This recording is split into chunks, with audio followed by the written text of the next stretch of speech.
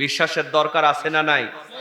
আজকে আমাদের বিশ্বাস না থাকার কারণে 40 বছর যিনি কোরআনের তাফসীর করলেন, সেই কোরআনের পাখিটারে যখন খাঁচার মধ্যে রেখে হত্যা করা হয়, আমাদের সমাজে অনেক মুরব্বী আছে চায়ের স্টলে বসে কয়, হুজুর অন্যায় না করলে কেমনি ধরছে?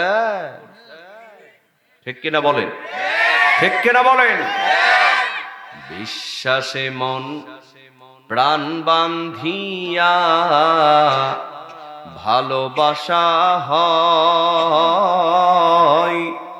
অবিশ্বাসের মাঝে দেখি কেউ তো কারো নয়, না দেখিয়া না বুঝিয়া পর মানুষ হয় আপন, যেই নয়নে তোহমাই চেনা যায়, দাও না আল্লাহ সেই নয়ন।